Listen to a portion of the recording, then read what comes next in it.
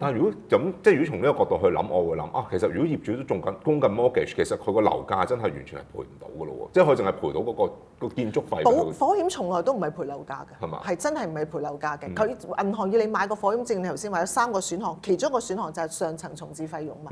其實從來都係嘅。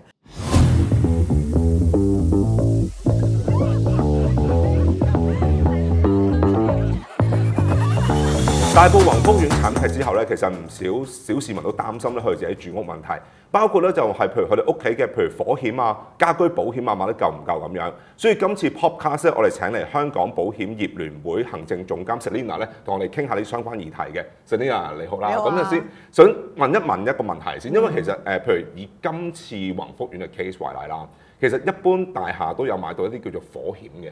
宏福苑佢都有買火險嘅。其實火險一般嚟講咧，我哋叫包咗啲乜嘢咧？係咪淨係包啲公共地方損毀啊，或者係即係如果有損毀就賠翻俾你啊，還是點？即係譬如業主今次宏福苑裏邊啲業主室內裏邊都燒晒嘅，咁其實有冇得賠咧？嗱，分開幾部分先。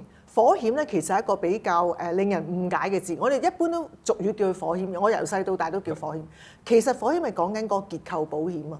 咁結構嘅意思就係嗰個大廈單位本身4面牆、天花板、地板，加埋佢原裝你交樓嘅時候嗰個標準，譬如窗花啊、窗框啊，呢啲都係佢嘅一部分。咁講緊嘅結構咧，就唔係淨係火先會保嘅。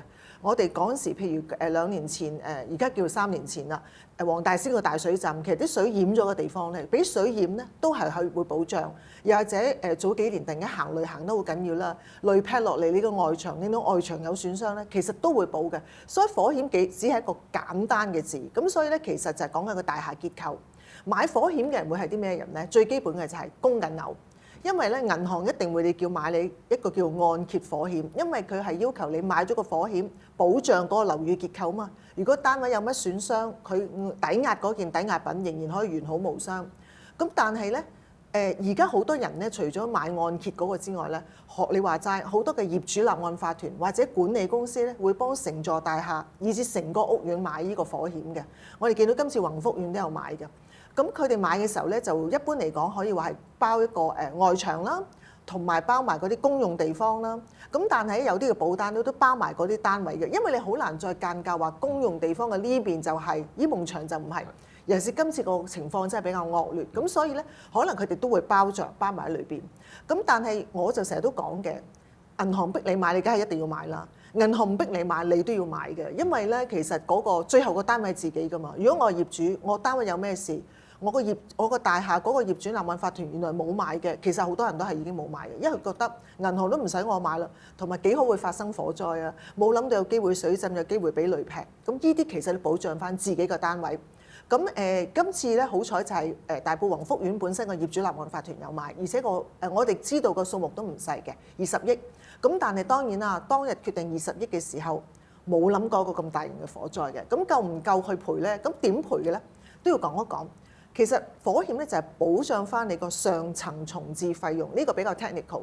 咩叫上層重置費用咧？就係起翻原本嗰個樣貌，即係話主要係保翻個建築費，佢會令到你個單位原復翻去原本個樣。咁所以咧嗰個保障咧，其實如果20億就係睇個建築費個賠償啦。嗱，記住係唔包地價嘅，因為地價可能佔咗1/3，係啦。咁同埋個發展商個利潤都唔包嘅，只係幫你翻去原本。咁你又夠唔夠咧？而家通常我哋講緊建築費用，譬如以居屋呢一種嘅質素，可能係3-4千蚊一尺。咁你就睇翻啦。咁亦都有人問嘅，咁我自己又買咗，個大廈又買咗，咁點啊？咪重複咗啦。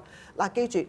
因為佢重建咧，只係重建一個單位，即係重建翻原本嘅單位，唔會賠雙份嘅。咁所以咧，佢通常我哋就係一種叫分攤原則，比例分攤，我哋叫 contribution， 意思就係話咧，兩間保險公司去保同一個標的物都好啦，佢哋就會大家按比例去分翻自己各自嗰個負責嗰部分，唔會令到個業主有兩重賠償嘅。係，但係頭先你所講話，即係可能係我單去賠個結構咁先算啦。咁譬如業主自己個內籠裏邊，我有啲裝修啊成啊，咁其實喺今次呢個宏福苑嘅 case 上面，我都 total loss 喎。其實咁有冇得喺嗰個火險呢個環節裏邊？呢個就唔係火險啦。嗱，比較複雜，火險係保結構。你頭先講嘅裝修就係你自己擺落去噶嘛，無論你係租客又好，業主又好，你係咪喺嗰度住都好咧？你擺入去嘅嘢就係一個家居財物啦。通常家居財物包咩咧？裝修啦、你嘅家私啦、電器啦，以至你自己啲名貴手錶啊、名貴包包啊，呢啲都係你自己嘅財物。咁甚至你話雪櫃裏邊嘅食物都係你嘅財物嚟嘅。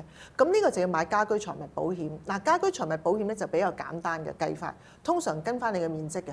而家譬如你睇下，你上網差唔多間保險公司都會提供啦。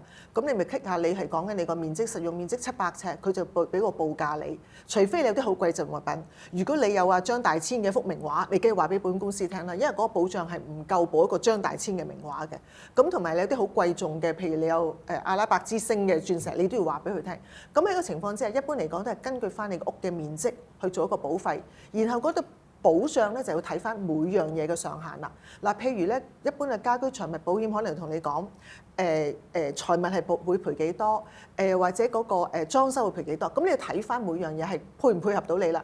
如果你屋企豪裝嘅，你就買個貴啲嘅 plan， 好似人哋嗰啲旅遊保險金銀銅計劃。咁如果你話我一般裝修嘅啫，我好平實嘅，咁你可能買一個相約翻配合翻你自己使費嘅一個嘅計劃咯。但係頭先你所講火險話，我會即係賠償翻你一個重置嘅費用啦，即係可能建築費咁樣啦。咁建築費裏邊都包啲間隔，咁其實係保一個清水樓嘅狀態咁樣做應該，定還是係回復翻一個我可能起到一個可能係一個新屋苑嘅面貌咁樣嘅咧？其實嗱，你又真係問得好啦，正就係因為嗱，而家譬如宏福苑計啦，係40-50年前嘅居屋，基本上係一個清水樓啦。咁佢其實回復翻個原狀就係佢其實火燒之前嘅原狀。咁其實基本上如果係居屋嘅話，可能回復翻一個居屋嘅間隔啦。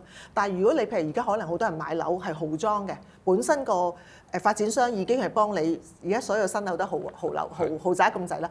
咁已經有齊嗰啲嘢，其實都已經係火險嘅一部分嚟嘅。咁就睇下你究竟交樓嘅時候個標準係乜嘢啦。如果交樓俾你已經有晒所有嘅內部嘅設施啊，又或者浴缸乜嘢都整得好好，咁所以咧就算係回復咧，都係回復翻一個而家當日損失嘅時候嗰個樣貌，就唔計你擺入去嘅裝修。不過我有一樣嘢講嘅，因為其實50年前起嘅居屋同而家起嘅居屋已經好唔同啦。咁所以咧都可能會有少少嘅改善嘅部分嘅，因為以前嗰個交樓標準或者以前個防火條例啊、屋宇署嘅條例同而家都唔同。咁可能有啲改善，咁可能咧保險即係做賠償，係一般情況之下喺保險做賠償都可能會有少折舊嘅價錢。咁但係宏福苑嘅個案咧，因為太複雜，咁就未必用到呢個嘅要求啦。但業主係點樣攞賠償？即係而家成日話要賠啦，揾佢哋賠。咁其實係揾管理公司去揾保險公司索償咧，定還是保險公司直接係賠俾啲業主咧？定還是係點咧？因為而家你講緊係嗰個牽涉緊個即係重置嗰個價值。咁其實即係重置嗰個物業嗰個結構。咁其實又好似唔係好關業主，即係我要攞賠償事。咁究竟其實業主係喺呢件事上高去點樣去獲取賠償？嗱，要睇分兩樣啦。如果你係普通一個個案，普通嘅，我自己即係有某人佢單位真係唔好彩受到有頭先我講水浸都係其中一種風險嚟嘅嘛，真係浸咗啦。咁你咪一樣去影低晒啲相，有乜嘢損失揾翻晒啲單據，譬如你有啲咩嘅損失，你就交俾保險公司啦，其實報俾保險公司啦，然後保險公司就會自然會可能去揾管理處去睇下，亦都要揾嗰啲嘅loss adjusters， 我哋叫理賠師啊，或者公證行入場睇下究竟個損失係幾大，然後決定點樣賠嘅。因為有時候未必一定要係重建㗎嘛。嗱，但係宏福苑呢個個案真係比較複雜。複雜嘅程度係因為而家政府拋出嘅方案都其實未有一致嘅決定，而家冇人答到會點賠。但係就算係嗱，有幾個方案啦，我知道有啲居民亦都話想原址重建，有啲人我以後一世都唔想翻去啦，有啲又話可能我想你不如俾錢我出去買個樓，咁有唔同嘅方案。但係我覺得個方案點都好，因為保險咧一定喺裏邊嘅，咁即係唔會話政府做咗賠償，保險就慳翻唔使，一定唔會。不過睇下保險點樣配合成個嗰個將來政府決定嗰個方案，或者居民同意嗰個方案，然後保險係擺喺做一個咩角色去幫佢哋做邊一忽嘅賠償。嗱，而家我真係答唔到，太複雜。咁同埋頭先你話齋。有會唔會牽涉刑事成分咧？第日嗰個查偵訊會點咧？呢啲真係而家我一定冇能力講嘅。我相信相關保險公司都冇能力答，一定要等政府有個方案出咗嚟，我哋先可以配合咯。即係如果從火險話從即係賠償呢個結構重置費呢一個角度去上高去出發，其實而家係未有任何賠償到即係金錢出嚟喎，係咪？未有，未有因為做唔到，但唔知點賠。因為嗱，如果佢係上層重置比較簡單，即係維修，但係究竟個樓宇嘅結構係咪仲可以維修咧？我哋都冇人入過場，唔知啦。即使我入場，我都冇資格講，我諗要專家去判斷啦。咁如果你話啊唔要啦，要拆卸再起過，呢個又係另外一個費用嚟㗎嘛。咁所以咧，火險一定會做賠償，但係點賠咧就真係未知。咁頭先所講你話，即係有啲業主啊，有可能係即係因為銀行都好牽涉到話有個按揭嘅火險啦。因為以前我記得我買樓嘅時候都係嘅，即係去到嘅時候咧，咁銀行就會俾張 form 你嘅，就叫你揀嘅。有一個就揀你可能嗰個按揭貸款額，一個就係嗰個常餘貸款額，一個就係嗰個重建費用咁樣，三個任選一其一嘅咁樣。咁當然我哋作為小市民就覺得，喂，火災你都即係10年唔逢一遇嘅，你都唔會即係揀，你揀到最平嘅算啦，付咗銀行嗰個站就算啦。咁但係銀行個角度就會覺得你要買火險，因為就係，喂，我要即係日後有時我就要去幫你去即係透過保險去理賠嘅喎咁樣。咁其實保險公司同銀行之間喺呢一個角度上，譬如今次宏福苑為例，譬如而家成個單位 total loss， 即係哇乜面目全非咁樣，銀行嘅抵押品冇咗。其實喺保險角度，即係保險公司同銀行之間係點樣去交涉嘅呢啲方面？又亦都係宏福苑嘅個案真係好特別。咁其實宏福苑我哋知道咧，其實佢做緊按揭嘅單位唔算好多嘅。咁其實係少量嘅單位啦。咁我知道銀行業都已經做咗一個特惠嘅安排。可能6個月唔使供款啦，我亦都知道佢哋可能會考慮可以再 extend 嘅。咁呢個係銀行方面啦。咁但係都係嗰句啦，正係因為未知將來點。咁而家銀行都未 call loan 嘛，咁亦都未知道究竟佢哋個單位其實嗰抵押品喺銀行度。咁但銀行都其中一個可以話係一個受益人嘅，所以佢哋會係其中一個方案裏邊一齊商討嘅一個部分。咁所以我反而覺得業主受災災民唔好擔心住，我覺得而家唔需要擔心呢樣嘢，因為只要大家決定將來點樣做，同埋我都知咧，其實火災一發生咧，其實大家好彷徨啊。嗰段時間咧，容許我講多少少打個岔，因為嗰段時間其實火警當晚啦，11月26號當晚。保險公司已經好快速咧，佢哋係點咧？喺自己個 database 度咧 download 晒所有同宏福苑有關地址嘅災民出嚟，佢哋已經知道自己有幾多客戶，咁佢哋知道幾多係買咗人壽保險，幾多買火險，幾多買家居財物保險。我知道咧就係好快速，當晚係不斷 call 緊啲災民，想幫佢哋有咩做到。咁有啲係聽唔到電話啦，可能仲困喺火場；有啲可能冇心聽電話，咁未必聯絡得上。但係已經係不斷發緊一啲，我後來喺 Facebook 度睇到嘅，佢哋話原來無端端戶口多咗幾千蚊，或者多咗1萬蚊。原來係保險公司打錢過嚟，佢哋都唔知。咁呢個緊急援助基金，咁之後咧，保險公司就逐步去處理究竟點樣賠償啦。我所知咧，其實已經係賠咗，而家應該賠咗超過3億㗎，未計嗰個火險嗰嚿，已經賠咗3億。咁呢啲大部分咧係家居財物保險。咁以前家居財物保險我成日都講嘅。你一定要證明有呢一件物件，我要知道你呢件物件幾多錢。你話你有個非洲之星，你都要話到張單俾我睇。但係今次點會攞到張單出嚟咧？咁所以就大家特事特辦，都唔使見張單啦。你只要講到即係大概有啲咩嘅項目，我哋計咗條數。咁好多保險公司亦都會考慮不如我就全部賠啦，跟翻個保額上限。所以我哋見過唔少係以100萬計嘅賠償。咁當然啦，今次係特事特辦啦。咁亦都有啲保險公司有唔同嘅考慮。但係我覺得今次大家個動作好快，亦都係因為感同身受，因為冇諗過會發生咁嘅災害。咁同埋真係發揮到好大作用，就係同埋我見到咧家居財物保險咧，大家買嘅時候冇留意，以為淨係保家居財物，裏邊有2項咧係我之前都冇留意嘅，我覺得今次值得講一講。一個咧就係原來有個死亡賠償嘅，係好多時候咧家居財物保險會裏邊會有一個咧就係話，如果常住喺嗰個單位裏邊嘅人，如果係因為呢個嘅意外事故而身亡嘅話咧，喺家居裏邊發生意外事故身亡咧，係有一個死亡賠償，可能有幾萬蚊或者10萬蚊。咁呢個數目或者唔多，但係都叫做一種補貼啦。另外一個咧就係大家今次好用得着嘅咧，就係一個叫做另覓居所嘅安排。就係如果你住緊嘅單位已經唔再適合居住啦，今次好明顯啦，有啲唔係唔適合居住，有啲翻唔到入去咩？譬如最後嗰座冇燒到，但係都入唔翻，咁呢個都住唔到。咁佢哋可以另外揾一個地方住，可以就係根據個保單，譬如可能5萬啊至10萬蚊呢個賠償，佢哋可以住到喺嗰個單位，另外揾個地方租。我聽過有行家話俾我聽咧，有啲譬如可能年紀大啲人，我直情唔想喺香港再住，翻到大灣區嘅。咁佢喺大灣區有個單據顯示到出嚟，佢係租緊，都可以做一賠償。我想講呢啲咧係冇諗過會用到，但係原來有用嘅。所以唔係賣膏藥或者賣廣告，而係真係諗下有冇需要呢個保障咯？咁其實保費唔係好多，但係個保障好大。我自己都即刻翻去檢視自己張單有冇，原來我張單都有㗎，OK 㗎。咁但係我覺得大家有一樣要考慮嘅就係每年續保嘅。其實呢個保單每年續保嘅，咁你都睇翻究竟你個保額夠唔夠？因為可能我10年前買嘅時候，我冇咁富裕啦，我屋企冇咁靚嘅裝修，但原來我不斷咁樣改善緊家居生活，咁你個保障額係咪追得上嚟？呢個要睇嘅。係，咁但係譬如頭先都講話有啲居民可能自己都會買咗額外嘅火險，因為可能我哋銀行叫我哋買一個火險，咁但係可能我哋有啲可能有啲大廈買咗火險，咁但係可能即係咁個情況，即係可能自己買多咗一份火險嘅，咁其實賠係點賠？因為譬如我哋普通一般壽險咁先算啦，有時我哋可能係入醫院，咁我哋原來公司補咗我個保險嘅喎，咁但我自己又買一份保險，咁我可能就會先 claim 可能公司嗰份，就再 claim 我自己嗰份咁樣啦，即係可能會咁樣嘅。咁譬如今次呢個情況，咁火險嘅情況會唔會都一樣？究竟係邊個決定係 claim 邊份嘅？到時如果業主買多咗一份嘅話，嗱，譬如人壽就人命係冇價嘅，所以你買咗10份，你可以賠10份嘅。但係樓宇，我正如頭先講啦，佢都係幫你重置翻個上層單位，你只係得一個單位要重置，即係得嗰個受保嘅單位要重置。咁所以無論有幾多份火險咧，都係只會嗰個重置費用嘅一份。咁到時點樣分咧？就可能要睇下你個兩間保險公司點樣，譬如佢哋個保費個保額係幾多啦。咁可能你重置嘅時候100萬嘅，要用100萬費用，原來一間只係買咗60萬啫喎，大廈原來得60萬嘅啫。咁嗰40萬點啊？咁我咪用我自己嗰份去保啦。咁所以咧，其實冇乜先唔先後嘅。但係我哋就建議咧，如果你自己買咗火險，都有災民係買咗火險嘅，自己本身有，同自己間保險公司報備先。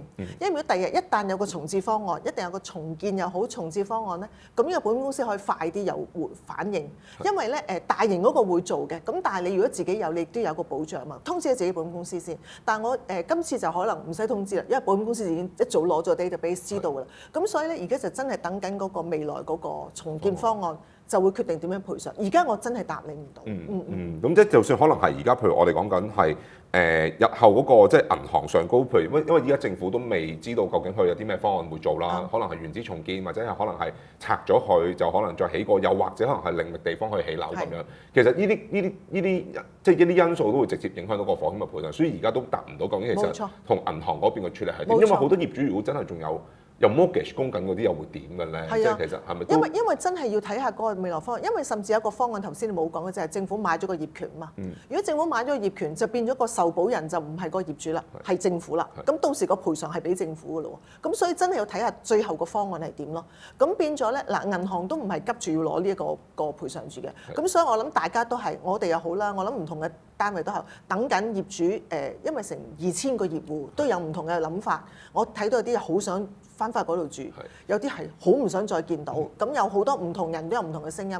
我諗要等我相信啊，黃偉綸司長而家都帶領緊，副司長都帶領緊一個嘅小組去諗緊點做。我相信等佢哋有個方向，我哋就會有個賠償嘅方案。但係如果有唔同嘅方案係會點處理咧？譬如 let's say 可能係政府可能係賠償業權，即係買咗業權嘅咁樣。咁究竟喺呢個角度去睇嘅時候，咁火險又點樣去處理？如果佢真係買咗個業權，即係話嗰個單位嘅業權已經唔喺嗰個小業主度啦，喺政府度，咁保險咪會同政府做嗰個賠償嘅方案啦，係點樣賠啦？咁但係嗱，記住。都係嗰句，火險係賠翻個上層重置費用，唔係賠個樓價，因為樓價係有個 margin 喺度嘅。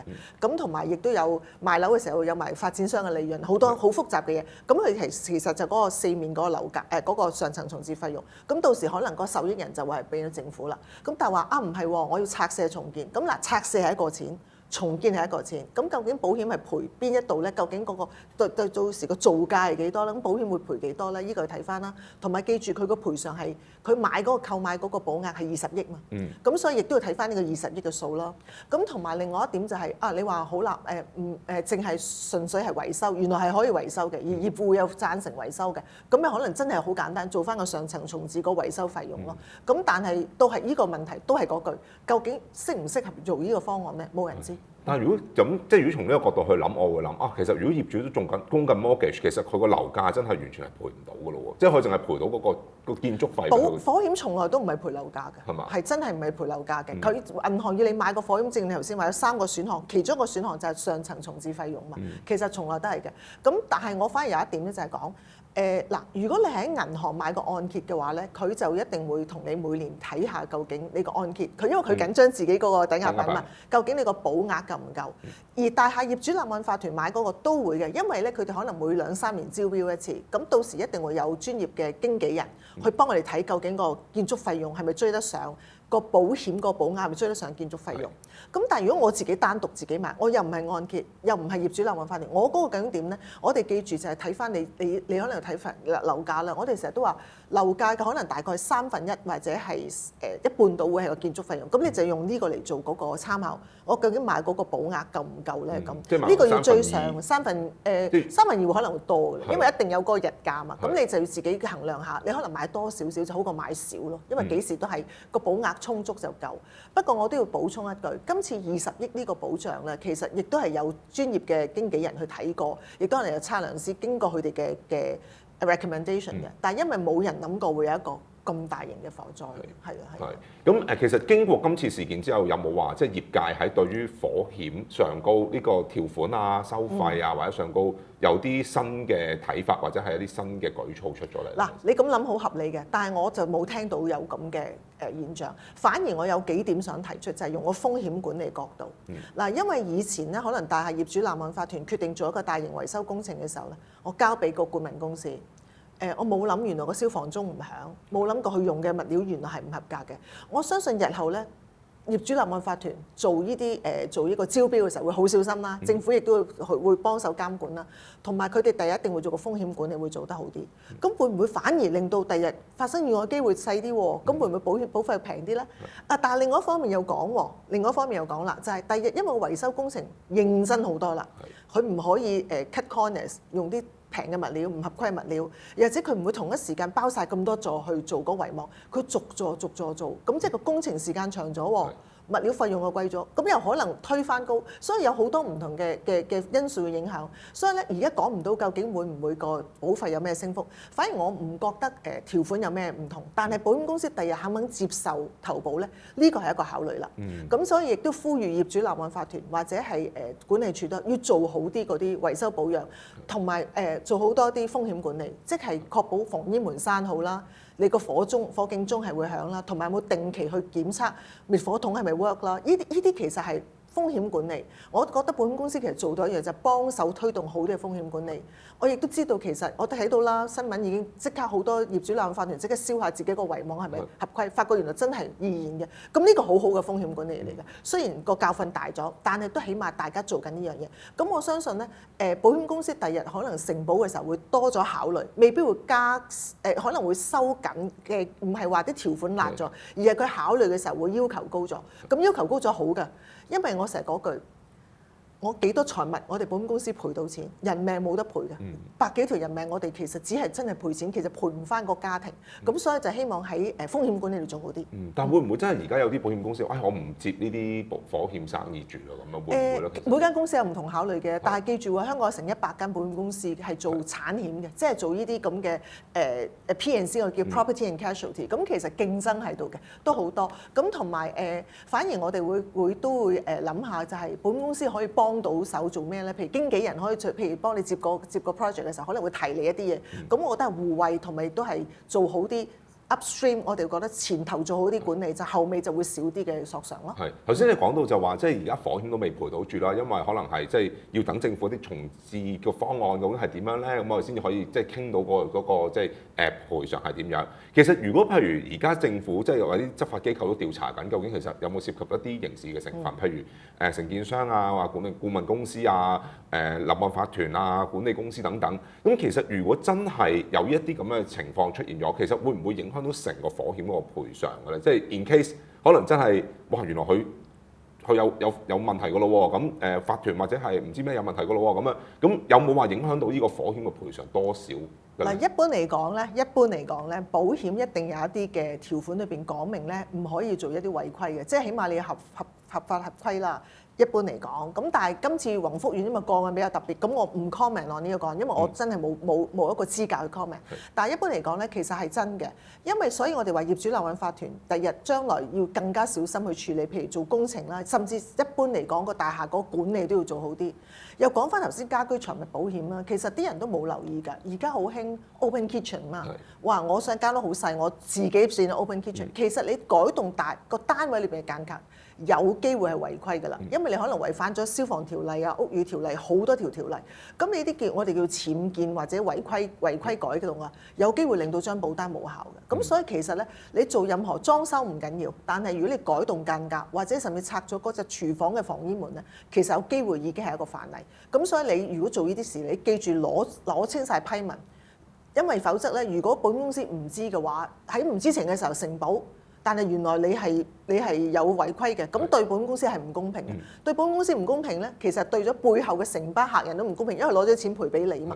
咁所以咧，其實要小心處理咯。係。咁如果譬如呢個 case 為例啦，咁譬如而家即係譬如general rules general 嚟講啦，其實如果譬如係牽涉到呢啲咁嘅刑事成分，咁其實佢亦都可唔可以講緊佢嗰個審訊可能都一段時間啊，或者即係可能要調查好耐嘅咁樣。其實會唔會因為呢一個因素令到成個即係火險嗰個賠償嘅程序會係拉到好長，甚至乎係5年計、10年計先賠到出嚟嘅咧？嗱，喺香港我哋未試過啲咁大型嘅火災啦，咁我答你唔到，但係其實英國嗰邊即係2017年嘅時候曾經有承作建築物，其實個調查好似最近先完成嘅，係的確會嘅。咁但係當然啦，我都係講嗰句特事特辦，咁所以宏福苑嘅個案咧係一個好特殊嘅情況，我真係唔可以 comment。咁咧 generally 咧，如果真係需要調查，其實係需要時間嘅。咁但係你話會唔會拖到咁長咧？就未必，因為未。touch wood，希望唔會再發生啲咁大型嘅火災咯。係家居保險係有個條款會講明咧，如果你個單位有幾耐冇人居住咧，其實係需要通知保險公司嘅。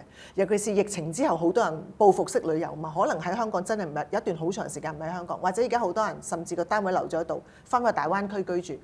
嗱，記住一定要通知保險公司，保單可能會寫30日或者係幾多日，你冇人居住，空置咗單位。嗱，呢個係好合理嘅，我覺得好合理。點解咧？頭先你講啦。如果真係爆咗水管，如果你係喺度住，你已經第一時間通知管理處熄大掣啦，咁你就唔會你止損啊嘛，個損失唔會咁大。但係原來30日冇喺度，真係浸到幾層樓都俾你浸晒，所以我覺得呢個係個合理。除咗頭先我哋話改動個屋宇結構有機會係會即係 breach of warranty 會影響到保單條款，呢個都係，所以呢個要留意嘅。如果空置太耐嘅單位，記住通知翻保險公司有呢個咁嘅情況咯。